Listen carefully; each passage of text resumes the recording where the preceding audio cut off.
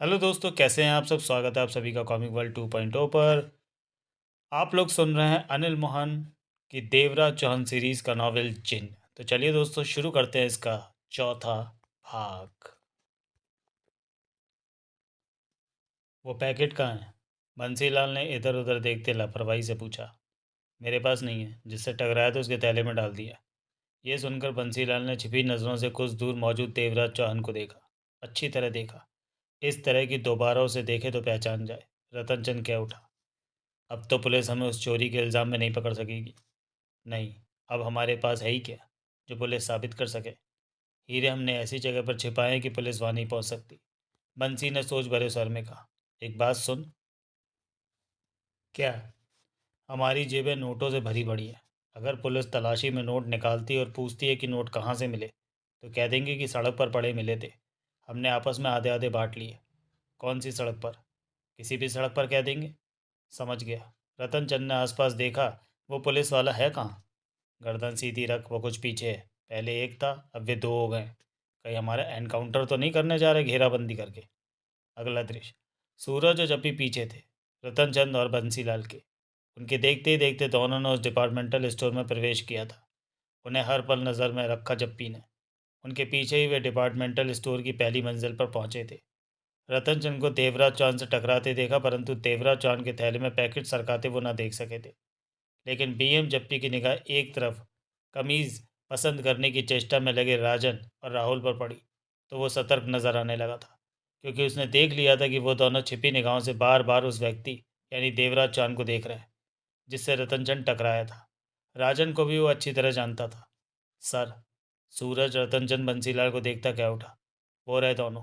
उन्हें हम अब कब्जे में ले सकते हैं। तुम तब तक कुछ नहीं करोगे जब तक मैं ना कहूँ। मैं समझा नहीं सर। सूरज की निगाह जप्पी पर जा टिकी। जप्पी को कहीं और देखते पाकर सूरज की आंखें सिकुड़ी।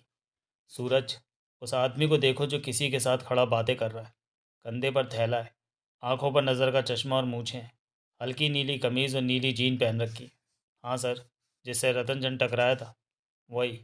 जप्पी अभी भी छिपी निगाहों से राहुल और राजन को देख रहा था, और अब तक तसल्ली कर चुका था कि उन दोनों की निगाह थैले वाले यानी देवराज चौहान पर ही है। क्या हुआ सर? भारी गड़बड़। जप्पी ने बेहद शांत स्वर में कहा, उन दोनों को देखो जो इधर शर्ट पसंद कर रहे हैं। उन्हें शक ना हो कि तुम उन्हें देख रहे हो। सूरज ने उसी अंदाज में उस तरफ देखा, दोनों को देखा। ये कौन है दोनों? सूरज ने गर्दन वापस घुमाकर जप्पी को देखा। बहुत खतरनाक आदमी है, जप्पी ने गंभीर स्वर में कहा। खतरनाक आदमी? सूरज की आंखें सिकुड़ी। वे दोनों उस थैले वाले पर नज़र रख रहे हैं, बार बार उसे देख रहे हैं। तो इसमें हमारा क्या मतलब? वो दोनों खतरनाक आदमी कोई भी मामूली काम नहीं करते, खास और बड़े काम में ही हाथ डालते हैं। हमें इससे क्या कि वे, मेरे लिए जानना ज़रूरी है कि वे दोनों किस फेज में हैं। किसी बात से मतलब ना हो, जानकारी तो रखनी पड़ती है। सूरज ने उलझन भरी निगाहों से जप्पी को देखा। सर, हम तो रतनचंद और बंसीलाल के पीछे। उनका ठिकाना तुमने देख लिया है ना? Yes sir. तो फिक्र की कोई बात नहीं, उन्हें हम कुछ घंटों बाद फिर पकड़ लेंगे। सूरज ने अजीब सी नज़रों से जप्पी को देखा। सर, हमारे पास बहुत ही ज़रूरी केस है। रतनचंद और बंसीलाल ने किसी तरह स्टार वॉल्ट में प्रवेश किया और वहाँ से 8 करोड़ के हीरे और महत्वपूर्ण कागजात ले भागे। हमें वो कागजात इनसे लेकर स्टार वॉल्ट के हाथों में सौंपने हैं। वो हमारे सामने है, और इस वक्त हम उनसे बात करके मालूम कर सकते हैं कि। जब भी उसकी बात पर ध्यान न देकर धीमे स्वर में क्या उठा, दोनों में से जिसने पीली कमीज पहन रखी है वो राजन है। दूसरे को मैं नहीं जानता, लेकिन वो उसी का ही साथी है। सूरज समझ गया कि वह यकीनन खास आदमी है, तभी तो अपना काम छोड़कर जब भी उन पर ध्यान देने लगा। एकाएक वो चौंका। उसने वहां देखा जिधर रतनचंद और बंसीलाल थे, परंतु अब वे वहां नहीं थे। सूरज ने व्याकुलता भरी निगाहों से चारों तरफ घुमाई, लेकिन वे दोनों कहीं भी ना दिखे। सर, वे दोनों खिसक गए। सूरज अपने उखड़ेपन पर काबू पाता क्या उठा। कोई बात नहीं, शाम तक हम उन दोनों को फिर पकड़ लेंगे। जप्पी ने कहा, ठिठक कर पुनः बोला, मैं उस थैले वाले आदमी के बारे में जानना चाहता हूँ कि वो कौन है। सूरज ने गंभीर निगाहों से जप्पी को देखा। तभी देवराज चांद अपनी जगह से हिला और नीचे जाने वाली सीढ़ियों की तरफ बढ़ गया। त्रिनाथ अपने काम में व्यस्त हो गया था। देवराज चांद के नीचे जाते ही राजन और राहुल भी सावधानी से उस तरफ बढ़ गए। उस आदमी का पीछा करो, जप्पी ने गंभीर स्वर में कहा। थैले वाले का? मैं उसके बारे में पूरी जानकारी पाना चाहता हूँ। उन दोनों आदमियों से बचकर रहना। मैं तुम्हारे पीछे ही रहूँगा। आसपास ही हूँ, किसी बात की चिंता मत करना। सूरज ने सिर हिलाया और तेजी के साथ सीढ़ियों की तरफ बढ़ गया। जप्पी ने त्रिनाथ की तलाश में नज़र घुमाई, जो थैले वाले से बात कर रहा था, परंतु वो कहीं भी ना दिखा। जप्पी भी तेजी से नीचे जाने के लिए सीढ़ियों की तरफ बढ़ गया। अगला दृश्य। मदान शांत भाव से कुर्सी पर बैठा स्क्रीन पर नजर आ रहे देवराज चौहान को देख रहा था। देवराज चौहान इस समय डिपार्टमेंटल स्टोर में त्रिनाथ से बातें कर रहा था। तभी नारंग ने भीतर प्रवेश किया। मदान ने नारंग पर निगाह मारी और नजरें पुनः टीवी स्क्रीन पर टिका दी। ये तो देवराज चौहान है। नारंग क्या उठा, मूछ और ऐनक वाला। मदान ने हौले से सिर हिलाया। ये यहाँ क्या कर रहा है? नारंग की आंखें सिकुड़ी। डकैती के लिए तीसरे आदमी से बात कर रहा था। ओह, त्रिनाथ नाम है जिससे बातें कर रहा है। मदान बोला, फरार मुजरिम है। पुलिस को इसकी तलाश है। इस वक्त ये कालिया बना इस डिपार्टमेंटल स्टोर में मैनेजर है। ओह, मेरे ख्याल में देवराज चौहान खुश होगा कि तीसरे साथी का भी इंतजाम हो गया, अब डकैती कर लेगा। परंतु भूल में ये डकैती नहीं कर सकेगा। मैं इसे डकैती नहीं करने दूंगा। जब इसे पता चलेगा कि मैं इसके तीनों साथियों के बारे में भी जानता हूँ, तो इसे डकैती का इरादा छोड़ना पड़ेगा। कब तक ये डकैती का इरादा छोड़ता रहेगा? जब तक हमारा काम ना कर दे। इसे मेरी बात मानकर हमारे लिए डकैती करनी पड़ेगी। यही वो वक्त था जब रतन चंद देवराज चौहान से टकराया था। मदान और नारंग ने उनकी बातें सुनी। उसके थैले में वो पैकेट डालते भी देखा। उसके बाद रतन चंद को बंसीलाल के साथ दूर जाते देखा। ये क्या सर? मेरे ख्याल से सामान्य घटना है। मदान आंखें से गोड़े स्क्रीन को देख रहा था। वो कह रहा है उसके पीछे पुलिस लगी है। वो चोर है शायद। वक्ती तौर पर उसने वो चुराया हुआ पैकेट देवराज चौहान के कंधे पर लटक रहे थैले में डाल दिया। पुलिस का डर कम होगा तो उससे पैकेट ले लेगा। देवराज चौहान को चाहिए कि वो पैकेट निकाल कर उसे वापस। ऐसी गलती नहीं करेगा देवराज चौहान। मदान ने इनकार में सिर हिलाया। उसने वो पैकेट निकाल कर उसे दिया और तब तक चोर के पीछे लगी पुलिस वहाँ आ गई तो वो भी फंसेगा। अगर पुलिस वालों ने पहचान लिया कि वो देवराज चौहान है तो बात बढ़ जाएगी। जिससे वो बातें कर रहा है वो फरार मुजरिम है। उसको भी पुलिस से खतरा है। यानी कि इस वक्त उसका चुप रहना ही ठीक है। उसे कुछ न कहकर देवराज चौहान ने ठीक किया है। नारंग कुछ न बोला। देवराज चौहान को तैनात के साथ बातें करते देखते रहे। राजन और राहुल देवराज चौहान के आसपास ही होंगे। नारंग बोला, हाँ, उन्हें फ़ोन करके देखो। नारंग ने टेबल पर पड़े फ़ोन का रिसीवर उठाकर नंबर मिलाया। राजन से बात हो गई। देवराज चौहान के पीछे हो? हाँ। कहाँ है वो? एक डिपार्टमेंटल स्टोर में। नज़र रखना, लापरवाही मत दिखा देना। कहकर नारंग ने रिसीवर रखा और कुर्सी पर बैठ गया। मदान और नारंग की नज़रें स्क्रीन पर नजर आते देवराज चौहान और त्रिनाथ को देखती रही। 10 मिनट के बाद उन्होंने देवराज चौहान को त्रिनाथ से विदा लेते देखा। देवराज चौहान तो वहाँ से चलने की तैयारी में है। हाँ। वो पैकेट डालने वाला पैकेट लेने नहीं आया? नारंग के ऑटो से निकला। पैकेट लेना पैकेट डालने वाले की ज़रूरत है। देवराज चौहान उसका इंतज़ार नहीं करेगा। फिर स्क्रीन पर नज़र आ रहा देवराज चौहान पलटा और नीचे जाने वाली सीढ़ियों की तरफ बढ़ गया। वो आ रहा है। स्क्रीन पर नज़र आते देवराज चौहान को वो देखते रहे। देवराज चौहान पर निगरानी पल पल की हो रही थी। वो कहाँ जाता है, क्या बात करता है, ये बात मदान ही नहीं, वहाँ के कंट्रोल रूम में सभी देखा सुना जा रहा था। अब वो जाल में कैद हो चुका था। देवराज चौहान को इन बातों का ज़रा भी एहसास नहीं था। अगला दृश्य। देवराज चौहान ने मार्केट में ही टैक्सी छोड़ दी थी और वहाँ से पैदल टहलता हुआ बंगले में जा पहुँचा था। काफ़ी फासला रखकर राजन और राहुल उस पर नज़र रख रहे थे, कुछ इस तरह कि देवराज चौहान पीछे देखे तो अभी उसे शक न हो। राहुल राजन तो सोच भी नहीं सकते थे कि उनके पीछे सूरज है, जो कि उनकी निगाहों से बसता देवराज चौहान पर नज़र रख रहा है। देवराज चौहान के बंगले में प्रवेश कर जाने के बाद राजन राहुल काफ़ी दूर मुनासिब जगह पर कार रोककर वहाँ नज़र रखने लगे थे। सब ठीक ठाक देखकर सूरज वापस पलटा तो चंद कदमों के बाद उसे जप्पी की कार दिखी। वो पास पहुंचा और भीतर जा बैठा। वो थैले वाला एक बंगले में चला गया, सूरज ने कहा। अभी बाहर भी आ सकता है। उसकी हालत देखकर नहीं लगता कि वह बंगला उसका होगा, लेकिन वो जिस अधिकार भरे ढंग से बंगले में गया उससे तो यही लगता है कि वह बंगले का मालिक हो सकता है। जप्पी ने सूरज को देखा, फिर से रिलाकर क्या उठा। तुम कहते हो तो मुझे तुम्हारी बात माननी पड़ेगी। फिर भी हमें अपनी तसल्ली के लिए यहाँ रुक कर नज़र रखनी चाहिए। सूरज ने कुछ नहीं कहा। दोनों कार में बैठे थोड़ी दूर नज़र आ रही राजन राहुल की कार पर नज़र रखने लगे कि अगर थैले वाला बंगले से बाहर निकल कर कहीं जाता है तो वो कार पर पुनः उसके पीछे जाएंगे, तो उन्हें इस बात का आभास हो जाएगा। इसी तरह वे थैले वाले के बारे में जान सकते थे। जबकि इस बारे में सतर्क था कि वे कार वालों की नज़र में ना आने पाए। सर, सूरज गंभीर स्वर में क्या उठा। जप्पी की निगाह सामने थी। ये कार वाले हैं कौन? फिर बताऊंगा। फिर कब? अभी इस बारे में बताने की मैं ज़रूरत नहीं समझता। सामने नज़र रखो। सूरज के होंठ सिकुड़े, फिर गहरी सांस लेकर बोला, मुझे तो बहुत हैरानी हो रही है कि आप अपना काम छोड़कर फालतू के काम में पड़ गए। ये फालतू का काम नहीं है। जप्पी एकाएक कठोर स्वर में बोलूँ क्या उठा। सामने वाली कार में बैठे लोग ऐसे इंसान से वास्ता रखते हैं जिसने 5 साल पहले मुझे मर्डर और रेप के झूठे इल्ज़ाम में फंसवा दिया था। 5 साल पहले? ओह, तब मैं कहाँ था? सूरज की आंखें सिकोड़कर सूरज ने आंखें सिकोड़कर जप्पी को देखा। तुम जर्मनी गए थे स्पेशल ट्रेनिंग के लिए, साल भर वहीं थे। हाँ, 4-5 साल पहले मैं ट्रेनिंग के लिए जर्मनी गया था। सूरज सिर हिलाकर के उठा। वापस आने पर यह भी सुना था कि आप जेल जाते जाते बचे, लेकिन मामले का खुलासा हाल नहीं बताया था। अब सुन लो, जप्पी ने दांत बीच कर कहा। क्या? मुझे बेहद सख्त सज़ा होनी थी। मैंने अपने को बचाने की पूरी कोशिश की, परंतु मैं सफल ना हो सका, क्योंकि जो मुझे फंसवा रहा था वो बहुत ताकतवर है। जब मैं थक गया, हार गया, तो उसने बात की फ़ोन पर, जो मेरी गर्दन तोड़ने पर लगा हुआ था। मैंने उससे माफ़ी मांगी, हाथ पांव जोड़े। तुम सोच सकते हो कि इसने मेरी क्या हालत कर दी थी। सूरज का चेहरा भी कठोर हो गया था। फिर क्या हुआ? कठिनता से वो तैयार हुआ और मेरी गर्दन छोड़ने को। उसकी पहली शर्त तो ये थी कि जाने अनजाने में मैं कभी भी उसके रास्ते में नहीं आऊँगा। उसके आगे हमेशा सिर झुकाऊँगा। अगर हाँ कहकर पीछे हटा, तो वो मुझे इससे भी बड़ी मुसीबत में फंसा देगा। मैं उसकी ताकत को अच्छी तरह समझ गया था। ऐसे में उसकी बात मानने के अलावा मेरे पास कोई दूसरा रास्ता नहीं था।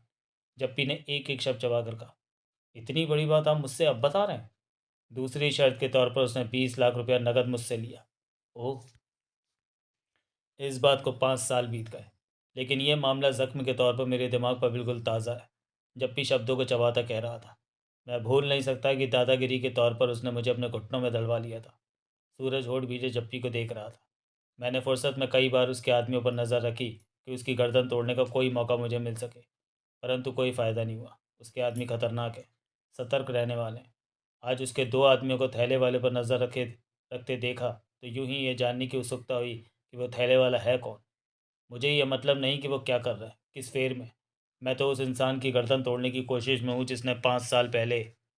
लेकिन वो है कौन, ये तो बताइए। जप्पी ने सूरज को देखा और धीमे स्वर में कह उठा, वक्त आने पर उसके बारे में अवश्य बताऊंगा। अभी ना ही जानो तो बेहतर रहेगा। सूरज चाहकर भी कुछ न कह सका।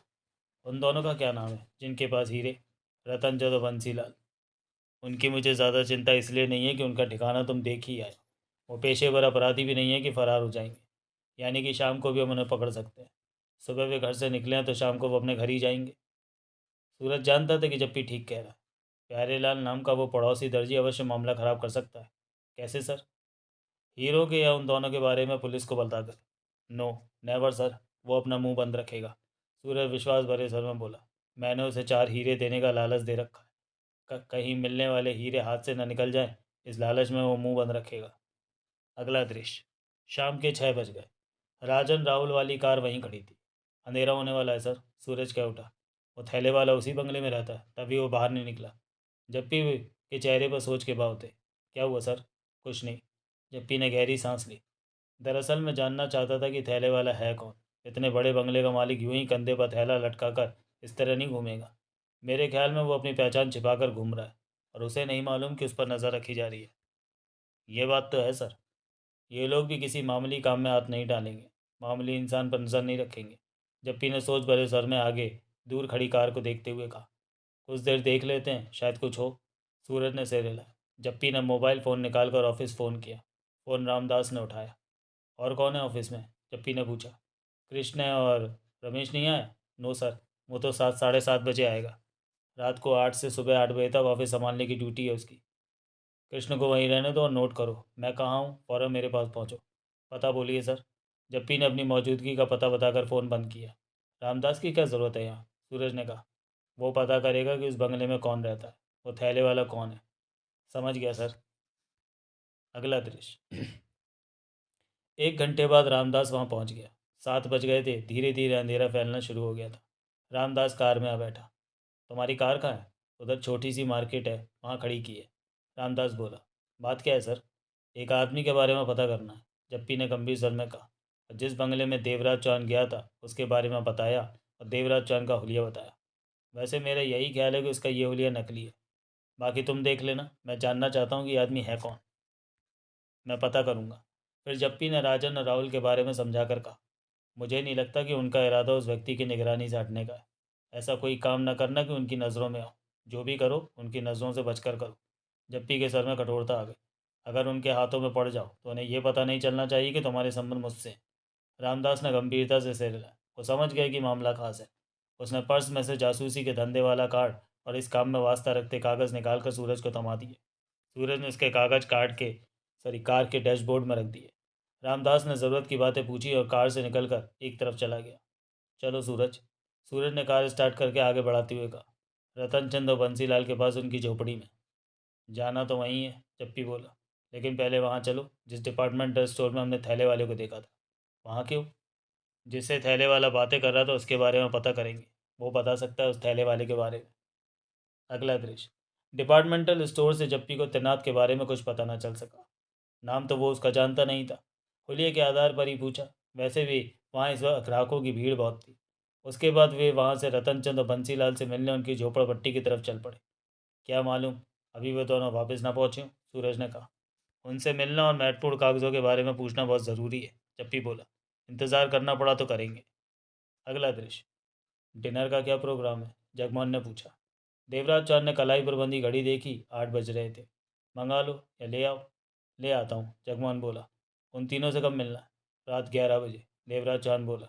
त्रिनाथ, शिवानंद और दयाल पिंक सर्कल पर मिलेंगे हमें। तीनों को वहीं का वक्त दिया है। वो आपस में एक दूसरे को नहीं पहचानते। हमारे पहुंचने पर ही उन तीनों से मुलाकात होगी। जगमोहन उठ खड़ा हुआ। चेहरे पर गंभीरता थी। क्या ख्याल है? वो मदान जिसका फ़ोन आया कि तुम उसके लिए डकैती करो, वो हम पर नज़र रख रहा होगा? पक्का रख रहा होगा। देवराज चांद के सर में शक्ति आ गई। फिर तो डकैती करना कठिन है। हमारी सारी हरकत वो देखेगा। और देवराज चांद कुछ पल जगमोहन को देखता रहा, फिर क्या उठा। आज रात हम इस तरह खामोशी से चुपके से यहाँ से निकलेंगे कि मदान या उसका कोई आदमी बंगले पर नज़र रख रहा है तो उसकी नज़रों से दूर हो सके। तुम्हारा मतलब कि मदान या उसके आदमी को ना ढूंढें? कि वो किधर है? चोरों की तरह बचकर निकल भागे? जगमोहन की आवाज़ में नाराज़गी कूट कूट कर भरी पड़ी थी। इस वक्त बहादुरी दिखाने की ज़रूरत नहीं है। हमारा पहला मकसद तो डकैती में सफल होना है। यह तभी हो सकता है कि कोई हमारी हरकतों को ना देखे, हम पर नज़र ना रखे। इस काम के बाद जब हम बंगले पर वापस आएंगे तो पुनः मदान नाम के व्यक्ति की निगाहों में आ जाएंगे, जो अपने लिए हमसे डकैती करवाने के लिए दबाव डाल रहा है। यानी कि डकैती से फुर्सत पाकर उससे निपटेंगे। पहला काम डकैती करना है, जिसकी तैयारी पूरी हुई पड़ी है। ठीक है, ऐसे ही सही। रात को हम इस तरह यहाँ से निकलेंगे कि कोई हम पर नज़र रख रहा हो तो हमें निकलते ना देख ना सके। बाद में फुर्सत मिलने पर इस हरामी मदान को छोड़ूंगा नहीं। अगला दृश्य। रतन चंद और बंसीलाल अंग्रेजी की बोतल खोले बैठे थे। अभी शुरू ही की थी। पहला बैग ही चल रहा था। कार पसंद करने के फेर में उनका सारा दिन निकल गया। पसंद की कार कल तक उन्हें मिल जाने की आशा थी। आज पास में डाल्डे का डिब्बा नहीं रखा था नमकीन के लिए, बल्कि काजू का भरा लिफाफा और कई तरह के नमकीन पदार्थ प्लेटों में रखे थे। मुट्ठी भर भर के काजू खाए जा रहे थे। बीती जिंदगी की वे सारी कसर निकाल देना चाहते थे। अनारों की चमक दमक आज देखने वाली थी। गहनों से लदी हुई थी वो। लंबा हार गले में डाल रखा था। कलाई में मोटा कड़ा नजर आ रहा था। कानों में लंबे लंबे दो झुमके लटक रहे थे। उंगली में सोने की भारी अंगूठी डाली हुई थी। वो बातें कम कर रही थी और आधा ज़्यादा दिखा रही थी। इस तरह की सामने वाला उसका पहना सोना देखे। भाभी, एक पैक पेट में पहुंचती बंसीलाल कह उठा। आज तो जच रही है तू। आखिर भाभी किसकी हूँ? मेरी। छोड़ो, रहने दो। भाभी भाभी कहता रहता है, करता कुछ भी नहीं। अनारों ने सोने के कड़े वाली बाँह हिलाकर कहा। करता नहीं? क्या करना है मुझे? तेरा क्या फ़र्ज़ नहीं बनता कि भाभी को 5-7 बढ़िया बढ़िया गहने बनवा के दे? मैं अच्छी लगूंगी तो लोग तेरी ही वाह वाह करेंगे कि बंसी की भाभी। अनारों ने मुंह बनाकर प्यार से कहा। रतनचंद फौरन क्या उठा। बात तो पति की कह रही है अनारो। ठीक है भाभी। बंसीलाल दूसरा गिलास तैयार करता बोला। कल तेरे को गहने ला के दूंगा। ला के देगा? अनारों ने मुंह बनाया। गलत कह दिया क्या भाभी? तेरे को क्या समझ गहनों की कौन से अच्छे हैं और मेरी पसंद क्या है? ये बात भी ठीक कही तूने। बंसीलाल ने गिलास तैयार करके घूट भरा। तू मेरे साथ ही चलना। इस उम्र में मैं क्या तेरे साथ जाती अच्छी लगती हूँ? कोई जान पहचान वाला देखेगा तो सोचेगा अनारों पर फिर से जवानियाँ चढ़ी है। जाने किसके साथ जा रही है? अनारों ने कहकर गहरी सांस ली। लोगों का मुंह तो बंद नहीं किया जा सकता। किसी को मौका ना ही दो बोलने का तो बढ़िया है। सच भाभी, ज़माना बहुत ख़राब है। ज़माने को मार गोली, गहनों की बात कर जो तू मुझे लेके देने जा रहा है। अनारों ने जल्दी से कहा। अब तो एक ही रास्ता बचा है बंसी। क्या? तू मुझे पैसे दे, मैं कल ही बाजार से अपनी पसंद के गहने ले आऊँगी और तेरा नाम लेकर ही उन गहनों को पहना करूँगी कि बंसी ने मुझे लेकर दिया है। अनारों ने इठलाकर कहा। रतनचंद फौरन क्या उठा। ये बात अनारों ने पते की कही।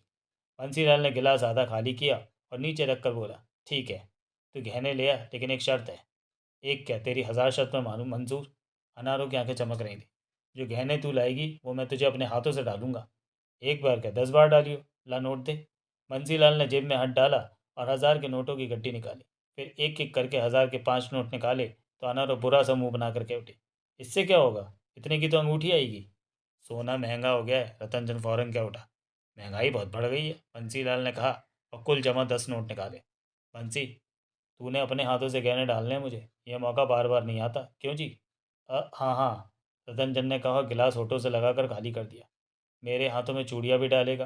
बंसीलाल ने सिर हिलाया। पाजेब भी डालेगा? बंसीलाल ने पुनः सिर हिलाया। कमरबंद भी डालेगा? बंसीलाल ने पुनः सिर हिलाया।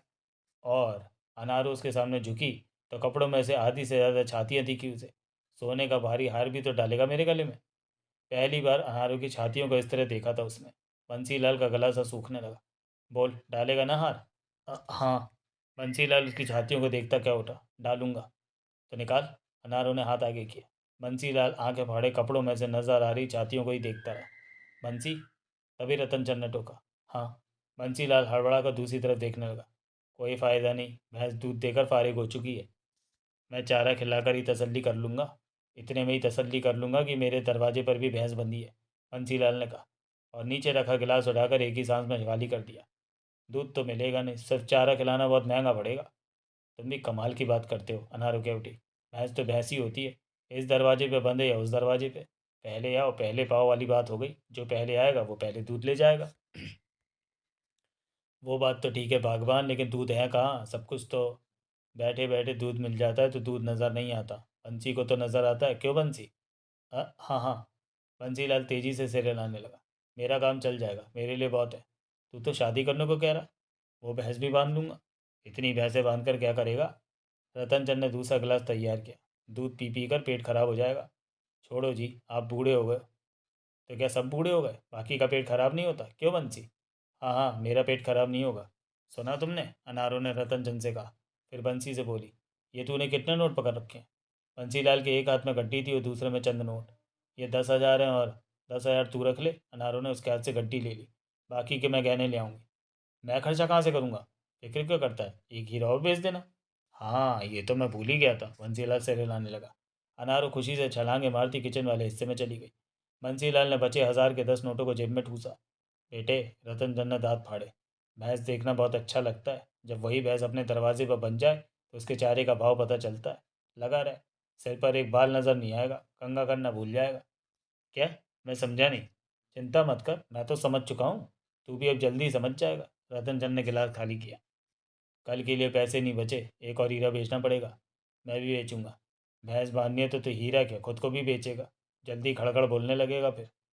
तभी बाहर से प्यारेलाल की आवाज़ आई और साथ ही प्यारेलाल ने भीतर प्रवेश किया। अंग्रेज़ी की महफिल चल रही है। मुझे बाहर ही खुशबू आ गई थी। आ गया साला मेरी झोपड़ी बिकवाने। क्या बात करता है रत्ने? प्यारेलाल ने मुस्कुराकर कहा और उनके पास ही बैठ गया। मैं तो तेरे भले के लिए कह रहा था। तूने कहा झोपड़ी बेचनी है तो मैं ग्राहक ले आया। नहीं बेचनी तो मत बेच। तभी बंसीलाल रतनचंद की तरफ गर्दन करके बोला, तेरे को याद है क्या, इसे पिलाकर पास के जंगल में ले जाना? ओह हाँ, याद आया। रतनचंद तुरंत क्या उठा। जंगल में? प्यारेलाल की आंखें सिकुड़ी। क्यों? वहाँ तेरे को कुछ दिखाना है। दिखाना? कहते कहते प्यारेलाल ठिठका, फिर बोला, वहाँ क्या हीरे छिपा रखे हैं? बंसीलाल रतनचंद की निगाह मिली। ये तो बहुत कुछ जानता बंसी। उसी बात का तो इंतज़ाम करना है। बंसीलाल हौले से हंसा। मेरे लिए भी गिलास मंगवा दो, मैं भी अंग्रेजी का मजा ले लेता। रतनचंद ने आवाज़ लगाई। सोने के गहनों में लदी छम छम करती अनारों गिलास ले आई।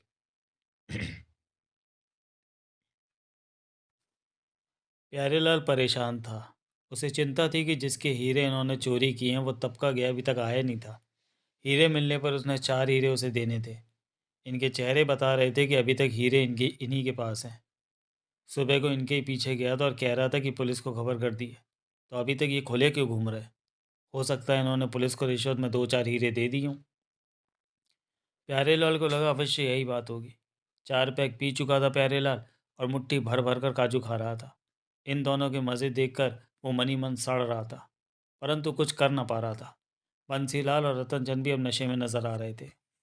आज मटर पनीर बनने या कोफ्ते की खुशबू नहीं आ रही। प्यारेलाल क्या उठा। रोज़ रोज़ मटर पनीर और कोफ्ते घर में नहीं बनते। तो वो चौक वाले रेस्टोरेंट में क्या क्या आए थे भेजने को, पैसे भी एडवांस में दिए थे, खाना वहीं से आएगा। तगड़ी ऐश कर रहे हैं। जला बना प्यारेलाल क्या उठा। मैं पुलिस को खबर कर दूंगा कि तुम दोनों के पास बेशकीमती हीरे हैं। हीरों को बेचकर मौज करते हो, रोज़ अंग्रेज़ी पीते हो। काजू खाते हो, मटर पनीर और कोफ्ते उड़ाए जा रहे हैं।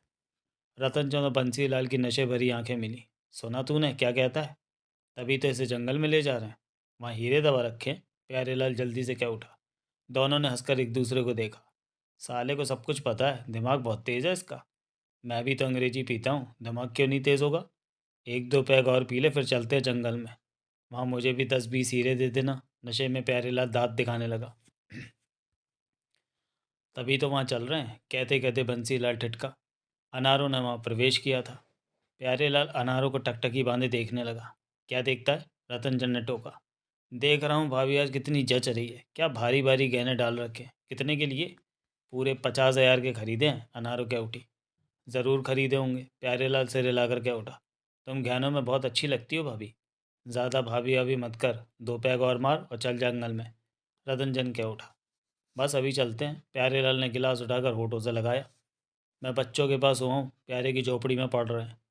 प्यारे नहीं, प्यारे लाल। रतनचंद नशे में कुड़कर क्या उठा। नाम ही ऐसा है मेरा, कोई औरत लेती है तो जंगल में चलना है, जल्दी कर। अनारो बाहर निकल गई। 3 मिनट भी ना बीते होंगे कि झोपड़ी के बाहर आहट हुई। दिल नहीं लगा भाभी का। प्यारेलाल नशे में बहके स्वर में क्या उठा। तभी इतनी जल्दी वापस। प्यारेलाल के शब्द अधूरे रह गए। झोपड़ी के दरवाजे पर कदमों के ठिठकने की आवाज़ आई। फिर एक चेहरे को भीतर झांकते पाया। वो सूरज था। अगला दृश्य। सूरज की सांसों से विस्की की स्मेल टकराई तो भीतर के हालात फौरन समझ गया। एक ही पल में उसने भीतर बैठे रतनचंद, बंसीलाल और प्यारेलाल को पहचाना। आइए सर। जप्पी के साथ सूरज भीतर प्रवेश कर गया। उन्हें देखते ही रतनचंद और बंसीलाल की आंखें घबराहट में फैलकर चौड़ी हो गईं। तुम? ये तो वही है जो पुलिस वाला। ठगे से रह गए दोनों। ए, सूरज ने प्यारेलाल से सख्त स्वर में कहा। तू यहाँ क्या कर रहा है? मैं? प्यारेलाल हड़बड़ाया। यूं ही वो अंग्रेजी के 2 पैग। उठ। प्यारेलाल जल्दी से उठा। बाहर निकल जा, पलट के भी इधर मत आना। जी। प्यारेलाल ने कहा और पास से ही निकलते फुसफुसाकर बोला, मुझे 4 हीरे देना मत भूलना। प्यारेलाल बाहर निकल गया। रतनचंद और बंसीलाल हक्के बक्के बैठे थे। सूरज ने एक तरफ पड़ी पुरानी सी कुर्सी उठाकर आगे रखी। बैठिए सर। जप्पी कुर्सी पर बैठा, सिगरेट सुलगाकर कश लिया। तुमने क्या सोचा कि हमसे बच जाओगे? रतनचंद बंसीलाल बुत से बने बैठे थे। 8 करोड़ के हीरे खिसका लिए तुम दोनों ने स्टार वॉल्ट से। सूरज ने दोनों को घूरा। उन पर सवार अंग्रेजी का नशा तो उन्हें देखते ही फरार हो गया था। क्यों की चोरी? हमारा कोई कसूर नहीं था, हम तो। रतनचंद ने कहना चाहा। कौन कहता हमने चोरी की? बंसीलाल एकाएक शेर बन गया। तुमने चोरी नहीं की? नहीं। बंसीलाल ने फौरन इनकार में सिर हिलाया। ये देखकर रतनचंद ने भी उसकी राह पकड़ी और बोला, हम क्या तुम्हें चोर लगते हैं? हम मेहनत करने वाले हैं। मैं बिजली वाला हूँ, ये प्लम्बर है। यहाँ रहते रहते मैं मुद्दत हो गई। किसी से पूछ लो हमारे बारे में, यहाँ के सबसे शरीफ हैं हम। क्यों बंसी? हाँ हाँ, हम शरीफ हैं, इज्जतदार हैं। बंसीलाल तुरंत छाती ठोककर बोला। जप्पी शांत भाव से दोनों को देख रहा था। सूरज एकाएक मुस्कुराया और कह उठा, तुम दोनों के ये ठाट बाट कहाँ से चल रहे हैं? ये तो हमने पैसा कमा कर इकट्ठे कर रखे थे। आजकल हम उन पैसों को खाने में लगे हैं। मैं पता कर लूँगा कि तुम लोगों ने हीरे कहाँ बेचे हैं। उसके बाद मैं बात तो तुम दोनों को जेल में ही ये पता लगा लेंगे। रतनचंद ने बंसी को देखा। नहीं पता लगा सकते। किसी को क्या पता कि कहते कहते बंसी चुप हो गया। दोनों ने होठ बंद कर लिए। सूरज कहर भरे अंदाज में मुस्कुराता बारी बारी दोनों को देख रहा था। मैं तो सोच रहा था कि यहीं बात कर लेते हैं, लेकिन अब तुम दोनों को थाने ले जाना ही पड़ेगा। थाने? रतनचंद हड़बड़ाया। हम चोर थोड़े ना हैं। बंसीलाल जल्दी से बोला। तो घबराता क्यों है? मैं कहाँ घबरा रहा हूँ। जप्पी कश लेकर शांत गंभीर स्वर में क्या उठा। हम तुमसे हीरे लेने नहीं आए। दोनों की निगाह जप्पी पर जा टिकी। बंसी, ये हीरे लेने नहीं आए। लेने आए भी हो तो हमें क्या, हमारे पास तो हीरे तो है ही नहीं। बंसीलाल क्या उठा। हाँ, हमारे पास हीरे कहाँ से आए? जप्पी ने कश लेकर सिर थोड़ा आगे करके कहा। हमें सिर्फ वो पैकेट चाहिए जो हीरो के साथ तुम लोग उठा लाए थे। पैकेट? वो तो। एकाएक दोनों चुप होकर जप्पी को देखने लगे। हीरे तुम्हारे, हम वो नहीं मांगेंगे। हमें सिर्फ वो पैकेट चाहिए जो तुम हीरो के साथ उठा लाए थे। अगर तुम वो पैकेट हमें दे देते हो तो ये बात कोई भी नहीं जान पाएगा कि स्टार वॉल से हीरे तुम दोनों ने चुराए हैं। सच कह रहे हो तुम? हाँ। क्या भरोसा, तुम पुलिस वाले तो। हम पुलिस वाले नहीं हैं, लेकिन जो हैं पुलिस वालों से ज़्यादा खतरनाक है। जप्पी का सर सख्त हो गया। अभी तो मैं सिर्फ वो पैकेट ही मांग रहा हूँ। अगर हीरे मांगे तो वो भी तुम लोगों को देने पड़ेंगे, लेकिन अभी हीरे नहीं मांग रहा। बंसी। ये बाद में हीरे मांगेगा। शक्ल से ही चालाक लगता है। कहता है पुलिस वाला नहीं है। ठीक कहता है ये। ठीक कहता है ये कि पुलिस वाला नहीं है। पुलिस वालों की बड़ी बड़ी मूछें होती हैं, इसकी तो तभी जप्पी ने पैंट की एक जेब से रिवॉल्वर निकाली और दूसरी जेब में रख ली। इसके पास तो रिवॉल्वर भी है। रतनचंद घबराकर फुसफुसाकर बंसीलाल के कान में बोला। ये जुदा बात थी कि उसकी आवाज़ पूरे झोपड़े में गूंज रही थी। खतरनाक लगता है, ठंडे ठंडे बात कर लेते हैं। तू कर, सारी बात करके साफ साफ समझा दियो कि। समझाना क्या है, रतनचंद ने मुंह बनाकर कहा। फिर जप्पी से बोला, हीरे नहीं देंगे हम। मैं हीरे नहीं, वो पैकेट मांग रहा। वो अब हमारे पास नहीं है। क्या मतलब? जप्पी की आंखें से उड़ गई। कई दिन से वो पैकेट हमने अपने पास रखा हुआ था, आज उसे फेंकने के लिए साथ ले गए थे। फेंक दिया? ऐसे ही समझ लो, दिन में तुम दोनों हमारे पीछे भागे थे। आगे बात कर। हम भागते हुए डिपार्टमेंटल स्टोर में चले गए। वहाँ पहली मंजिल पर ऐनक और मूछें लगाए एक व्यक्ति खड़ा था। उसके कंधे पर थैला भी। थैला? जप्पी के होठों से निकला। सर, वही जो। खामोश रहो, बीच में मत बोलो। हाँ, क्या कह रहे थे तुम? उस पैकेट से छुटकारा पाने के लिए हमने उसके कंधे पर लटकते थैले में वो पैकेट डाल दिया था। हमारा ख्याल था कि उस पैकेट की वजह से ये साबित हो सकता है कि हीरे हमने चुराए, इसलिए। थैले वाला आदमी कौन था? हमें क्या पता। हम तो पैकेट से छुटकारा पाना चाहते थे, वो पा लिया। उल्लू के पट्टे। जप्पी दांत भींच कर क्या उठा। बंसी, ये हमें गाली। चुप कर। इसके पास रिवॉल्वर है। रतनचंद होठ भींच कर रह गया। उस थैले वाले के बारे में कुछ नहीं जानते? नहीं, सच में कसम से कुछ नहीं जानते। बंसीलाल बोला। जप्पी उठ खड़ा हुआ। सर। सूरज धीमे किंतु दबे स्वर में बोला। उसके बारे में हम जानते हैं, शायद सब कुछ ठीक हो जाए। वो पैकेट हम उससे। तुम भूल रहे हो, वे खतरनाक लोग उस पर नज़र रख रहे हैं, जप्पी ने उखड़े स्वर में कहा। लेकिन कुछ तो। फिर जप्पी ने रतन और बंसीलाल को देखकर शांत स्वर में कहा। शांत स्वर में पूछा, उन हीरों का क्या हाल है? हीरे? तुमने तो कहा था कि हीरे नहीं लोगे। अब। मैं मांग नहीं रहा हीरे, उनके बारे में पूछ रहा हूँ। बता दे, बंसी क्या उठा, शायद ये ज़्यादा में बिकवा दे। अभी तो हमने एक एक हीरे ही बेचा है, जल्दी बाकी भी बेच। जिंदा रहना चाहते हो तो बाकी हीरे मत बेचना। जप्पी ने दांत भींच कर कहा। क्या मतलब? हीरों को संभाल कर रखो, फिर बात करने आऊँगा। अब एक भी हीरा बेचा तो काट के रख दूंगा। काट के? हमें क्या ज़रूरत है डरने की, कहते नहीं बेचते। हाँ हाँ, नहीं बेचते, लेकिन वो हैं तो हमारे ही। अगर मुझे वो पैकेट दे देते तो शायद मैं पलट कर इधर देखता भी नहीं। उस पैकेट को खोल कर देखा था। हम क्यों देखते?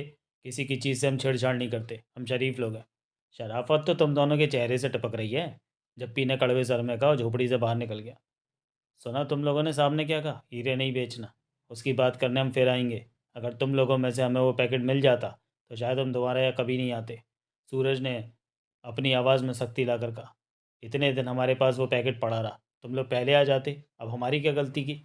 सूरज ने उसकी बात नहीं सुनी और बाहर निकल गया। रतन चंद और बंसीलाल की नज़रें मिली। ये क्या हो गया? मुझे भी समझ नहीं आ रहा कि क्या हो रहा है। रतनचंद बोला। वो हीरे नहीं मांग रहा, कागज़ों का पैकेट मांग रहा है। हीरे भी मांगेगा, इतना तो कह ही गया है कि बेचना मत हीरे। वो पुलिस वाला नहीं है, खतरनाक आदमी है। रिवॉल्वर भी रखता है। रतनचंद ने हड़बड़ा कर कहा और गिलास में विस्की डालने लगा। मुझे तो यही समझ नहीं आ रहा कि उसे हमारे बारे में कैसे पता चल गया कि स्टार वर्ल्ड में हम गए थे। हमारे पास वो पैकेट होता तो इस खतरनाक आदमी से हमारी जान छूट जाती। इन बातों को छोड़, ये बता कि कल एक एक हीरा और बेचे कि नहीं? दोनों की नज़रें मिली। बंसीलाल ने सिर आगे किया और धीमे स्वर में कह उठा। उसे क्या पता कि उस थैली में कितने हीरे थे? कल एक एक हीरा और बेच देंगे, नहीं पता चलेगा उसे। रतनचंद के नशे से भरे चेहरे पर जैसे विजय से भरी मुस्कान फैल गई। ठीक कहता है तू, कि उसे क्या पता चलना है, कल एक एक हीरा और बेच देंगे। अगला दृश्य। रात के 10 बज रहे थे जब देवराज चौहान और जगमोहन बंगले के पीछे वाले हिस्से से अंधेरे में दबे पांव निकले और दूर होते चले गए। इस बात का पूरा ध्यान रखा कि कोई उन पर नज़र न रख रहा हो। काफ़ी दूर जाकर उन्हें टैक्सी मिली तो उसमें बैठ गए। टैक्सी आगे बढ़ गई। कोई हमारे पीछे तो नहीं है? जगमोहन धीमे स्वर में बोला। मेरे ख्याल में तो नहीं। यही वो वक्त था जब देवराज चौहान की जेब में मौजूद मोबाइल फ़ोन की बेल बजी। देवराज चौहान ने फ़ोन निकाला और कॉलिंग स्विच दबाकर बात की। हेलो। कैसे हो देवराज चौहान? मदान का शांत स्वर कानों में पड़ा। देवराज चौहान के होंठ बिछ गए। जगमोहन की निगाह देवराज चौहान पर ही थी। अब तक मेरा काम हो भी जाना था, तुमने कर देना था। डकैती वाला काम? देवराज चौहान ने अपने उखड़ेपन पर काबू पाने की चेष्टा की। हाँ। अब तक तो तुम्हें भी फुर्सत मिल जाती और मुझे भी। खैर। अब कर रहे हो? नहीं। देवराज चौहान का स्वर शांत था। मुझे भी कोई जल्दी नहीं है, सोच लो। इतना तो तय है कि जब तक तुम मेरे लिए डकैती नहीं करोगे, अपने लिए भी नहीं कर सकोगे। तुम मुझे यूं ही बेकार की बातों में उलझाने की कोशिश कर रहे हो। मेरा ऐसा कोई इरादा नहीं है। मैं जो कहता हूँ सच कहता हूँ। मदान की आवाज़ में हल्की सी मुस्कुराहट आ गई थी। तुम क्या सोचते हो कि बंगले के पीछे वाले हिस्से से बाहर निकले तो किसी ने तुम्हें देखा नहीं? होंठ भिज गए देवराज चौहान के। तुम्हारी कोई भी चालाकी मेरे सामने नहीं चल सकती। देवराज चौहान के होंठ बिचे रहे। तुमने ये सोचकर गुलशन, प्रीतम और केवड़ा से पल्ला झाड़ लिया कि उनमें से कोई मेरा आदमी हो सकता है, जो मुझे सब बातों की खबर दे रहा है। यही सोचा होगा तुमने। मदान की आवाज़ कानों में बह रही थी। लेकिन अब पराग, दयाल और त्रिनाथ का क्या करोगे, जिनके साथ तुमने डकैती करने का प्रोग्राम बनाया है? और अब तुम उनके ही पास इसलिए जा रहे हो कि उन्हें डकैती की योजना समझा सको और 1-2 दिन में डकैती को अंजाम दे सको। देवराज चांद के होठों से गहरी सांस निकल गई। ये जो भी था उस पर पूरी तरह नजर रख रहा था। उसके जर्रे जर्रे की खबर थी उसे। ऐसे में डकैती जैसा काम करना खतरनाक बात थी। देवराज चांद ने जगमोहन से कहा, टैक्सी को वापस ले लो। जगमोहन ने यह नहीं पूछा कि टैक्सी वापस क्यों लेनी है। उसने उसी पल ड्राइवर से वापस चलने को कहा। मुझे सच में हैरानी है कि त्रिनाथ, पराग और दयाल के बारे में तुम्हें पता चल गया। देवराज चौहान का स्वर शांत था। ऐसी बातों की जानकारी रखना मेरे लिए मामूली बात है। यह मामूली बात नहीं हो सकती, देवराज चौहान ने दृढ़ स्वर में कहा। इस हद तक फौरन मेरी हरकत की जानकारी तुम्हें नहीं मिल सकती। आसान बात नहीं है ये। जबकि तुम्हारा कोई आदमी भी मुझे आसपास नज़र नहीं आ रहा। तुम्हें नज़र नहीं आ रहा, लेकिन मेरे आदमी को तुम नज़र आ रहे हो, देवराज चौहान। देवराज चौहान ने कुछ नहीं कहा। मदान के हंसने की आवाज़ देवराज चौहान के कानों में पड़ी। क्या सोचने लगे? जिस तरह फ़ौरन तुम्हारे पास मेरी खबरें पहुंच रही हैं, उसे देखते हुए तो कह सकता हूं कि तुम्हारे 10-15 आदमी मुझ पर नज़र रख रहे होंगे, लेकिन उनमें से एक भी मुझे नज़र नहीं आया। मुझे पीछा होने या नज़र रखने का शक भी ना हो, ये संभव नहीं लगता मुझे। तुम्हारे सामने ही है सब कुछ। तुम पर मेरे आदमी नज़र भी रख रहे हैं और तुम्हें पता भी नहीं चल रहा। वही तो मैं कह रहा हूँ कि पता चलना चाहिए। ये तुम्हारी कमज़ोरी है कि तुम अपने पर नज़र रखने वाले आदमी को देख नहीं पा रहे हो। देवराज चौहान कुछ नहीं बोला। कुछ पलों के लिए फ़ोन पर खामोशी रही। मदान मदान ने बताया था मदान बताया था तुमने अपने आप को? देवराज चांद के चेहरे पर सोच के भाव थे। याददाश्त अच्छी है तुम्हारी। डकैती करवाना चाहते हो? हाँ, ये काम तुम ही कर सकते हो। देवराज चौहान जैसा डकैती मास्टर ही इस काम को गारंटी के साथ सफलतापूर्वक कर सकता है। तभी तो मैंने तुम्हें चुना।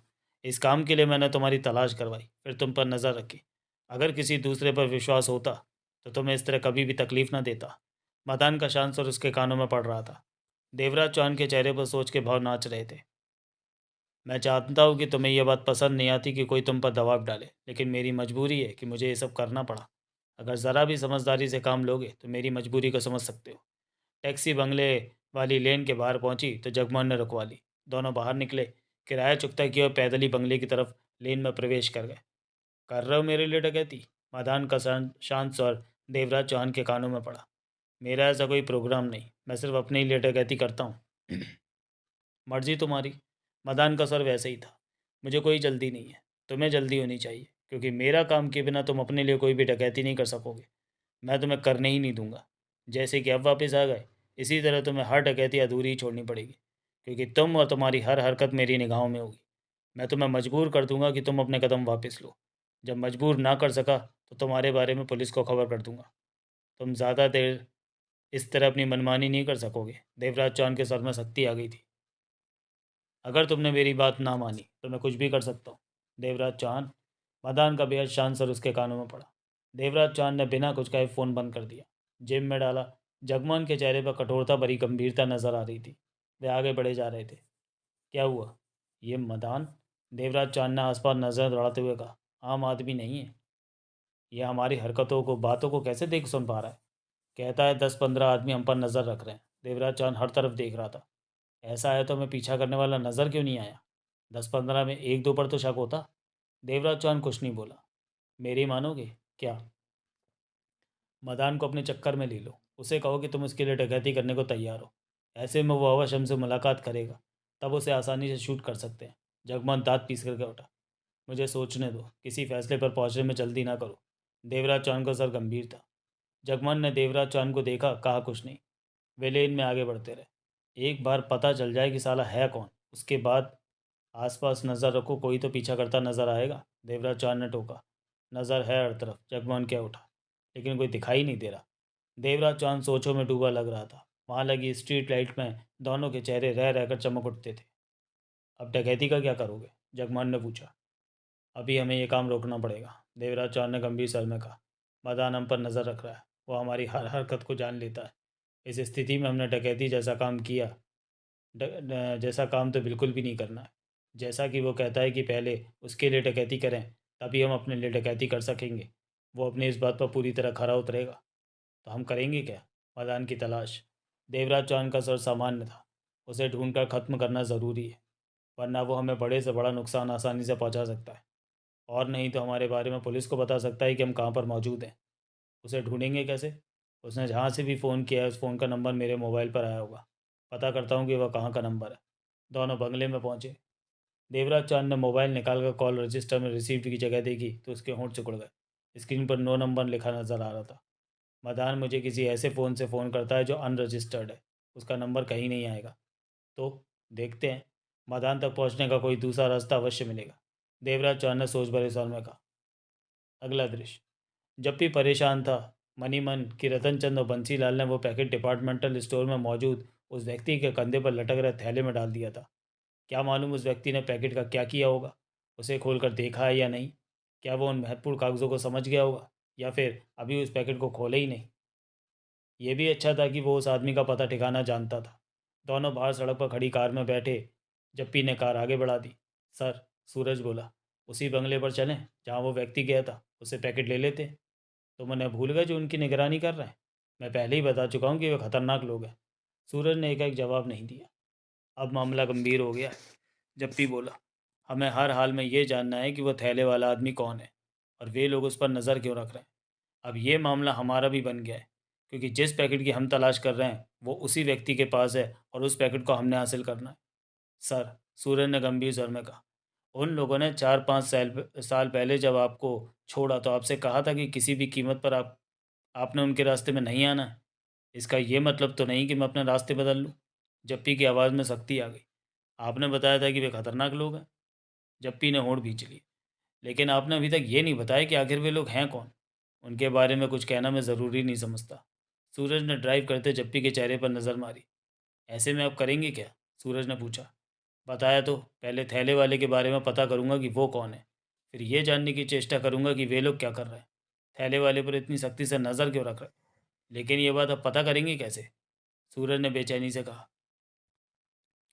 जप्पी कुछ पल खामोशी से कार ड्राइव करता रहा, फिर बोला, ये ठीक है कि मैं उस दिन के बाद उन लोगों के रास्ते में नहीं आया, परंतु उनके प्रति मन में दबे क्रोध की वजह से मैं फुर्सत में उन लोगों पर नज़र रखता रहा, जिन्हें मैं पहचान गया था कि वे उन्हीं लोगों में से हैं। उनकी कई कमज़ोरियाँ मेरे पास हैं, जिन्हें वे छिपा कर रखना चाहते हैं। उन कमज़ोरियों की वजह से मैं उन्हें ब्लैकमेल करके ये जानने की चेष्टा कर सकता हूँ कि थैले वाला कौन है और उनके दो साथी हर पल उस पर नज़र क्यों रख रहे हैं। सर, माना कि आप उन्हें ब्लैकमेल करके किसी तरह से ये बात जान लेंगे, लेकिन वे आपको भी तो पहचान जाएंगे। उसके बाद मौका मिलते ही वे आपको किसी कीमत पर जिंदा नहीं छोड़ेंगे। सूरज एकाएक तेज स्वर में कह उठा। यह काम करते वक्त मैं उन्हें अपने बारे में नहीं बताऊंगा और ब्लैकमेल उन्हें कोई भी कर सकता है, जप्पी ने कहा। ओह। वे खामोश रहे। कार तेजी से सड़क पर दौड़ी जा रही थी। स्टार वर्ल्ड वालों ने स्पष्ट कहा है कि हीरो का नुकसान वो सह लेंगे, परंतु वो महत्वपूर्ण कागज़ उन्हें हर कीमत पर चाहिए, क्योंकि वो कागज़ जिसने उनके भरोसे वाल्ट में छोड़े हैं वो कभी भी उन्हें लेने आ सकता है। ऐसे में मुझे महत्वपूर्ण कागज़ों वाला पैकेट हर हाल में चाहिए। आज तक मैं असफल नहीं हुआ किसी भी केस में, और अब भी नहीं होना चाहूँगा। सूर्य ने गंभीरता से सिर हिलाया, फिर धीमे स्वर में पूछा, फिर हम कहाँ चल रहे हैं सर? ऑफिस। अगला दृश्य। जब वे ऑफिस पहुंचे तो रात के 11 बज रहे थे। कृष्ण रेस्ट रूम में नींद ले रहा था। रात की ड्यूटी देने वाला रमेश मुस्तैद बैठा था। जबकि सूरज के साथ अपने केबिन में पहुंचा। कृष्ण को उठाकर ले आऊं? सूरज ने कहा, ज़रूरत नहीं, तुम यहीं रहो, मैं भी आया। जबकि सूरज को वहीं छोड़कर पीछे वाले हिस्से में मौजूद रिकॉर्ड रूम में पहुंचा। वहां ढेरों फाइलें एक के ऊपर एक चढ़ी रैक में लगी थी। जप्पी ने दरवाज़ा बंद किया और बाईं तरफ का रैक आहिस्ता आहिस्ता एक तरफ सरकाया। 1.5-2 फीट रैक सरकाने के बाद पीछे दीवार नजर आई। जप्पी ने जेब से कार की चाबियों का गुच्छा निकाला और एक चाबी की नोक दीवार के खास हिस्से पर रखकर कुरेदने जैसा काम करने लगा। देखते देखते चाबी की नोक के सहारे 1 फीट लंबा एक चौड़ा पल्ला बाहर को निकला। हाथ से जप्पी ने पल्ले को खोला और खाने के बीच में हाथ डाला। हाथ बाहर आया तो उसमें एक डायरी दबी हुई थी। उसने वो पल्ला पहले की तरह बंद किया और रैक सरकार पर पहले की तरह दीवार के साथ सटा दिया और दरवाज़ा खोलकर बाहर निकलने के बाद वापस अपने केबिन में पहुंचा। सूरज, जप्पी अपनी एक कुर्सी पर बैठता क्या उठा। कॉफ़ी बना लाओ। जी। सूरज उठा और बाहर निकल गया। जप्पी ने उस डायरी को टेबल पर रखा। खोला तो डायरी में कुछ तस्वीरें भी नजर आईं। जप्पी ने उन तस्वीरों को देखा। वो 24 वर्षीय खूबसूरत युवती की तस्वीरें थी। उन तस्वीरों में वो युवती आपत्तिजनक स्थिति में तरह तरह के मर्दों के साथ नजर आ रही थी। जप्पी ने तस्वीरें टेबल पर उल्टी करके रखी और डायरी खोलकर पढ़ने लगा, जो कि चंद महीने पहले उसने ही लिखी थी। इसी दौरान सूरज कॉफ़ी का प्याला ले आया। अगला दृश्य। जब डायरी से फायरिंग हुआ तो रात के 12 बज रहे थे। उसके चेहरे पर गंभीरता नजर आ रही थी। डायरी और तस्वीरें टेबल की ड्रॉज में रखकर सूरज से बोला, इस इलाके के बाहर से पब्लिक बूथ से फ़ोन करना है। चलिए सर। दोनों उठे और ऑफिस से बाहर निकल गए। कोई खास बात है सर? हाँ, मुझे जानना है कि थैले वाला व्यक्ति कौन है और वे लोग उस पर नज़र क्यों रख रहे हैं। कौन बताएगा? उन्हीं का साथी। जप्पी कठोर स्वर में बोला, डॉक्टर के नाम से जाना जाता है वो। खतरनाक और चालाक है, लेकिन अब मैं उसे नहीं छोड़ूंगा। मेरी बात का जवाब उसे देना होगा, वरना उसके बारे में मैंने जो जानकारी इकट्ठी कर रखी है वो दिन निकलने से पहले अखबार के ऑफिस में छपवाने के लिए भिजवा दूंगा। क्या वो मुंह खोलेगा? खोलना पड़ेगा उसे, कहते हुए जप्पी के दांत पिच गए थे। सूरज कुछ न बोला। जप्पी ने अपने ऑफिस से 4-5 किलोमीटर दूर पब्लिक बूथ के पास कार रोकी और भीतर जाकर एक नंबर डायल किया। सूरज भी पास आ पहुंचा था। 2 बार फ़ोन करने पर और कई बार बेल बजने पर उधर से रिसीवर उठाया गया। हेलो। आवाज़ में नींद भरी हुई थी। इस स्वर को सुनते ही जप्पी के चेहरे पर कठोरता आ गई। नींद में हो डॉक्टर? जप्पी ने कहा और जेब से रुमाल निकालकर माउथ पीस पर रख लिया कि आवाज़ पहचानी जा सके। कौन? मेरे बारे में जानने की चेष्टा मत करो। जप्पी ने आवाज़ में खतरनाक भाव भरकर कहा। कोई फ़ायदा नहीं होगा। कुछ चुप्पी के बाद डॉक्टर का सतर्क स्वर कानों में पड़ा। क्या चाहते हो? मेरी बात सुनो, जो मैं कह रहा हूँ। चाहता क्या हूँ वो बाद में बताऊँगा। जप्पी के सर में घुर्राहट आ गई थी। तुम ये समझते हो कि 8 महीने पहले जब तुम्हारी बेटी घर से भाग गई थी और उसने भाग कर क्या गुल खिलाए थे, किसी को मालूम नहीं। बात खत्म हो गई तो ये तुम्हारी भूल है। तो तुम मेरी सुनो, तुम बाद में बोलना। तब मुझे तुम्हारी बेटी के 2 लड़कों के साथ भागने की खबर मिली, तो इत्तेफाक से मैंने उसे फ़ौरन खोज निकाला। तुम्हारी बेटी को ड्रग्स लेने की आदत है। यही वजह रही कि वो उन लड़कों के साथ बेंगलोर की झोपड़पट्टी में रही। कई कई दिन उसने कपड़े नहीं पहने। जिन लड़कों के साथ वो भागी थी वो तो उसे वहीं छोड़कर चले गए। उसके बाद अनजाने चेहरे उसके पास आते रहे, तुम्हारी बेटी को ड्रग्स पिलाते रहे और उसके शरीर के साथ खेलते रहे। फिर एक ने उसे धंधा करने वालों के यहाँ पहुँचा दिया। वहाँ 20-20 रुपए में। चुप रहो। मेरे पास हर बात के सबूत और स्पष्ट तस्वीरें हैं। दूसरी तरफ से डॉक्टर की गहरी सांस लेने की आवाज़ उभरी। उसका इलाज चल रहा है कि वो ड्रग्स की आदत से छुटकारा पा सके। ये बात किस किस को बताओगे? तुम कौन हो? मेरे बारे में पूछने की भी कोशिश मत करो। तुम। डॉक्टर की आवाज़ में गुस्सा था। मुझे ब्लैकमेल करके मुझसे पैसा लेना चाहते हो? मेरे ख्याल से ये बात ठीक से जानते नहीं कि मैं कौन हूँ और सब जानता हूँ। जबकि कड़वे सर में क्या उठा। सब? हाँ, सब कुछ। तुम नंबरी कमीने हो और तुम्हारे सब साथी हरामजादे कुत्ते की तरह दूसरों की टांगों में काटते रहते हैं। तुम लोगों को मुझसे अच्छी तरह दूसरा कौन जानेगा? डॉक्टर की आवाज़ नहीं आई। मैं वो तस्वीरें किसी अखबार को दे दूंगा।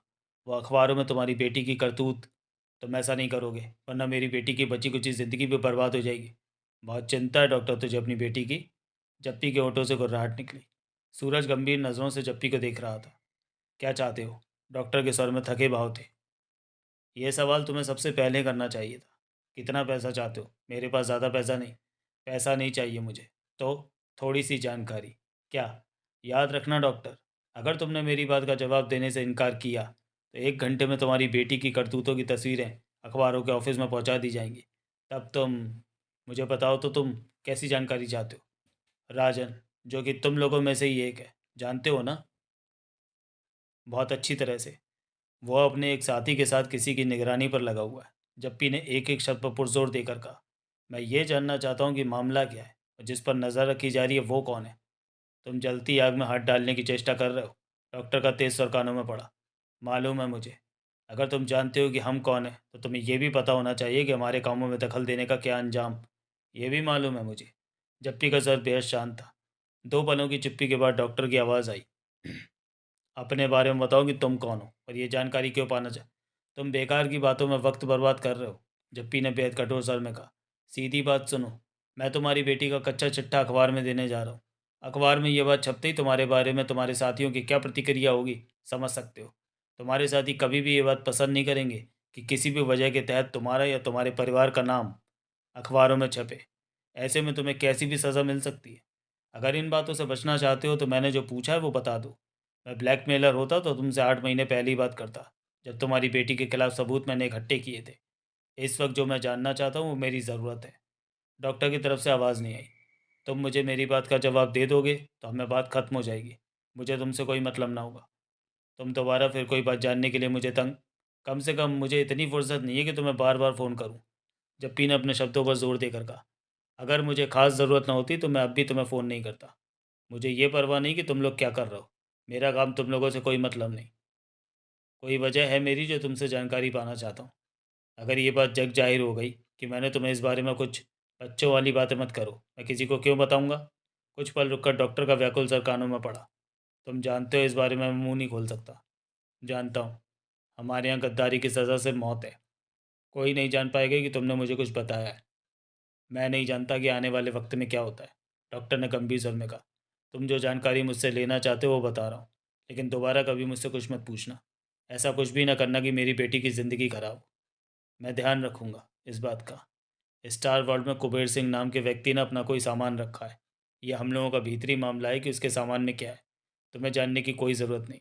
हमारा एक आदमी कुबेर सिंह के आदमियों में शामिल है। वो हमें भीतर की बात बताता है। उसने हमें पहले ही बता दिया था कि कुबेर सिंह अपना वो सामान किसी सुरक्षित जगह रखना चाहता है, जैसे कि लॉकर या स्ट्रांग रूम में। हमारे पास वक्त कम था। हमने फ़ौरन किसी ऐसे इंसान की तलाश शुरू कर दी कि जो चुपके से ऐसी जगह से कुबेर सिंह का रखा सामान निकाल कर ला सके। तो जप्पी का पूरा ध्यान उसकी तरफ था। ऐसे में हमें इत्तेफाक से देवराज चौहान का पता चला। कौन? जप्पी के होठों से निकला। देवराज चौहान। डकैती मास्टर? एकाएक जप्पी के होठों से अजीब सा निकला। डकैती मास्टर देवराज चौहान? हाँ। जिस पर नज़र रख रहे हो वो देवराज चौहान ही है। जप्पी एकाएक चौंक कर के उठा। हाँ। जवाब में जप्पी फौरन कुछ न कह सका। डॉक्टर की तरफ से भी आवाज़ न आई। समझा। जप्पी ने गहरी सांस ली। तो देवराज चौहान ने डकैती के लिए क्या कहा? वो हमें नहीं जानता। फ़ोन पर बात हुई है। वो डकैती के लिए तैयार नहीं हो रहा। होगा भी नहीं। वो इस तरह किसी की दादागिरी से दबकर काम नहीं करता। वो तो तैयार तो उसे होना पड़ेगा। कैसे? देवराज चांद पूरी तरह से हमारे कब्ज़े में है। उसका जीना हराम होता जा रहा है। डॉक्टर का बेचैन स्वर जप्पी के कानों में पड़ रहा था। उसके शरीर में चिप फिट है कि वो जहाँ भी रहे मैं नज़र आता रहे। उसके मोबाइल फ़ोन में, घड़ी में, एक पैंट के बटन में, जूतों में, हर जगह पर ऐसा कुछ है कि उसकी बातों का, हरकतों का हमें पता चलता रहे। सन्न रह गया था जप्पी ये सुनकर। देवराज चौहान बहुत जल्दी तंग आ जाएगा और हमारे कहने पर स्टार वर्ल्ड में जाकर कुबेर सिंह का रखा सामान लेकर आएगा। वो सामान हमें देगा। वो मजबूर हो जाएगा ये काम करने के लिए। जप्पी ने खुद को संभाला, सामान्य बने रहने की चेष्टा की। ये सब कैसे किया तुम लोगों ने कि उसके सामान में? इस बात से तुम्हारा कोई मतलब नहीं। मतलब तो मेरा किसी भी बात से नहीं। लेकिन जब बात शुरू होती है तो सवालों में से कुछ सवाल और भी निकल आते हैं।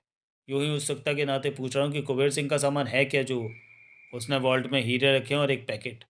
बिजली सी दौड़ती चली गई जप्पी के शरीर में। हीरे? पैकेट? उसी पल उसकी आंखों के सामने रतन चंद्र बंसीलाल के चेहरे उभरे। मतलब कि तुम लोग हीरे पाना चाहते हो? जप्पी के होठों से निकला। नहीं, हीरो में हमारी कोई दिलचस्पी नहीं। जबकि वो 8 करोड़ के हीरे हैं। हमारी दिलचस्पी उस पैकेट में है जो हीरो के साथ रखा गया है। हम लोग वो पैकेट हर हाल में पा लेना चाहते हैं। बुरा हाल हो रहा था जप्पी का। ये लोग सोच रहे थे कि कुबेर सिंह द्वारा रखवाए गए हीरो पैकेट स्टार वॉल्ट में, जबकि वो सामान तो उसी रात बंसील और रतन चंद ले उड़े थे और वॉल्ट वालों ने उस पैकेट को ढूंढ निकालने का काम उसे सौंपा हुआ है। यानी कि इन लोगों को नहीं मालूम कि जिस पैकेट को वे पाना चाहते हैं वो वॉल्ट में नहीं है, बाहर आ चुका है। जप्पी के चेहरे के भाव देखने लायक थे इस वक्त। सूरज आंखें सिकोड़े जप्पी को देखे जा रहा था। मेरे ख्याल से तुम जो जानना चाहते थे वो तुमने जान लिया। डॉक्टर की आवाज़ कानों में पड़ी। कुबेर सिंह कौन है? जप्पी ने पूछा। जवाब में डॉक्टर की आवाज़ नहीं आई। डॉक्टर, जप्पी ने पुनः टोका। ये जानने की तुम्हें कोई ज़रूरत नहीं है। डॉक्टर का शांत स्वर कानों में पड़ा। डॉक्टर तुम, यह हम लोगों का बिल्कुल व्यक्तिगत मामला है कि कुबेर सिंह कौन है और कौन नहीं। जबकि उसके स्वर की दृढ़ता से समझ गया कि वो कुबेर सिंह के बारे में नहीं बताएगा। इतना कुछ बता दिया। सिर्फ ये बात बता देने से जहाँ तक जायज़ था तो मैं बता दिया। कुबेर सिंह के बारे में पूछना हमारे खास व्यक्तिगत मामलों में दखल देना है। डॉक्टर का तीखा स्वर कानों में पड़ा। कुबेर सिंह के बारे में जानने के बाद तुम्हारे सवाल बढ़ते चले जाएंगे। फिर तुम ये पूछोगे कि उस पैकेट में क्या है, जबकि मैं तुम्हें इस वक्त ज़रूरत से ज़्यादा बता चुका हूँ। ठीक है डॉक्टर, क्या तुम मेरी बेटी की तस्वीर और बाकी का सामान मुझे डाक से भेज दोगे? डॉक्टर की आवाज़ कानों में पड़ी। बेशक तुम आवाज़ बदलने की भरपूर चेष्टा कर रहे हो, लेकिन मैंने तुम्हें पहचान लिया है। कौन हूँ मैं? जप्पी के होठों से निकला। जप्पी, प्राइवेट जासूस बीएम जप्पी। डॉक्टर की आवाज़ कानों में पड़ी। लेकिन तुम्हें चिंता करने की ज़रूरत नहीं है। मैं किसी को तुम्हारे बारे में नहीं बताऊंगा, क्योंकि तुम मेरी बेटी के बारे में जानते हो। ये तुम्हारी और मेरी बात ही रहेगी। मेरी बेटी की तस्वीर और नेगेटिव कब मुझे भेज, फिर बात करूंगा। जप्पी ने रिसीवर रख दिया। रुमाल निकाला। चेहरे पर आया पसीना पहुंचा। क्या हुआ सर? सूरज ने उलझन भरे स्वर में पूछा। वो थैले वाला डकैती मास्टर देवराज चौहान है। क्या? सूरज चौंक पड़ा। दोनों फ़ोन बूथ से बाहर निकले और कार की तरफ बढ़ गए। मामला बहुत गंभीर है। जब भी अपनी सोचों में क्या उठा, कभी भी कुछ भी हो सकता है। मुझे भी तो बताइए सर कि क्या बात है। इन खतरनाक लोगों को वही पैकेट चाहिए जो रतन चंद बंसीलाल स्टार वॉर्ड से ले उड़े, जो इस वक्त देवराज चौहान के पास है। लेकिन इन्हें नहीं मालूम, ये नहीं जानते कि वो पैकेट अभी भी लॉकर में, सॉरी, ये यही जानते हैं कि वो पैकेट अभी भी लॉकर में, वॉल्ट में है, और उस पैकेट को वहाँ से निकालने के लिए डकैती के लिए देवराज चौहान को तैयार कर रहे हैं। ओह, सूरज बोला। देवराज चौहान उनके लिए काम क्यों करेगा? इन लोगों ने देवराज चौहान को बुरी तरह फंसा रखा है। जप्पी कार में ड्राइविंग सीट पर बैठता बोला। सूरज उसके बगल में आ बैठा था। जो मुझे बताया गया है उस हिसाब से इन लोगों ने देवराज चौहान के शरीर के भीतर खास चिप छिपा दी है कि वो जहाँ भी रहे उस पर नज़र रखी जा सके।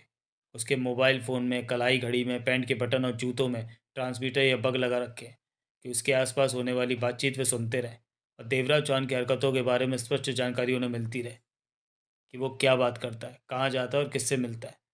अगर ये सच है तो देवराज चौहान परेशान हो जाएगा इन लोगों से, सूरज के होठों से निकलेगा, और मजबूरी में इनका काम करेगा। जप्पी के दांत पिच गए, लेकिन फ़ायदा कुछ ना होगा। देवराज चौहान के दम पर ये जिस पैकेट को पा लेना चाहते हैं वो पैकेट स्टार वर्ल्ड से पहली बार आ चुका है। सूरज जप्पी को देखता रहा। जप्पी अपनी ही सोचों में लिपटा कार चला रहा था। हमें इस मामले से क्या लेना देना सर? एकाएक सूरज क्या उठा। हम जिस केस पर काम कर रहे हैं उसे देखते हुए हमें उस पैकेट की ज़रूरत है जो देवराज चौहान के पास पहुंच चुका है। हमें उस पैकेट की तो ज़रूरत है ही। जप्पी शब्दों को चबा कर कह उठा। लेकिन मैं इन लोगों को आराम से नहीं छोड़ना चाहता। 4-5 साल पहले इन्होंने मेरा बुरा हाल कर दिया था। तो आप क्या करेंगे? मेरे ख्याल से देवराज चौहान नहीं जानता कि वो इन लोगों के जाल में फंस चुका है। सूरज ने चौंक कर जप्पी को देखा। क्या कहना चाहते हैं आप? अगर देवराज चौहान को इन लोगों की हरकतों के बारे में पता चल जाए तो वो इन्हें छोड़ेगा नहीं। तो क्या आप डकैती मास्टर देवराज चौहान को बताएंगे कि? सीधे सीधे उसे बताना ठीक नहीं होगा, क्योंकि देवराज चौहान के आसपास होने वाली हर बात की जानकारी इन लोगों को मिल रही है। ऐसे में पहले देवराज चौहान के पास से उन चीज़ों को दूर करना होगा जिसके दम पर ये लोग देवराज चौहान पर नज़र रख रहे हैं। उसके बाद ही। ये बहुत खतरनाक काम है सर। हाँ, खतरनाक तो है ही, लेकिन मैं इन लोगों से बदला लेना चाहता हूँ कि इनका बुरा हाल हो। इन्होंने बिना वजह मुझे परेशान किया था। अगर देवराज चौहान इनके पीछे पड़ जाता है, मुझे मज़ा आएगा। जप्पी के दांत बिछे हुए थे। सूरज जप्पी को देखता रहा। मुझे अच्छा मौका मिला इन लोगों से बदला लेने का। लेकिन ये लोग हैं कौन? आपने मुझे बताया नहीं। जप्पी बोला। बताऊंगा, जब वक्त आएगा तो तुम्हें खुद ही पता चल जाएगा। जप्पी ने सोच भरे सर में कहा। सूरज जी, आखिर उस पैकेट में है क्या जिसकी इन लोगों को इतनी खास ज़रूरत पड़ गई है? किसी मामूली चीज़ को पाने की चेष्टा नहीं करते ये लोग। बहुत ही खास महत्वपूर्ण चीज़ होनी चाहिए वे। स्टार वर्ल्ड वालों ने आपको बताया तो था कि उस पैकेट में महत्वपूर्ण कागज़। बात वहीं आ गई कि महत्वपूर्ण कागज़ों में क्या कि जप्पी ने कहते हुए होंठ भींच लिए। सूरज बेचैन नज़रों से जप्पी को देखता रहा। वो हीरे, वो पैकेट किसी कुबेर सिंह नाम के व्यक्ति ने स्टार वर्ल्ड में रखा था। हमें ये भी जानना है कि कुबेर सिंह कौन है। सूरज सिर हिलाकर रह गया। और देवराज चौहान पर हमें इस तरह नज़र रखनी है कि ये लोग जान ना सकें कि हम उस पर नज़र रख रहे हैं। जब भी एक एक शब्द चबाकर दृढ़ता भरे स्वर में क्या उठा। चेहरे पर खतरनाक भाव आ ठहरे थे।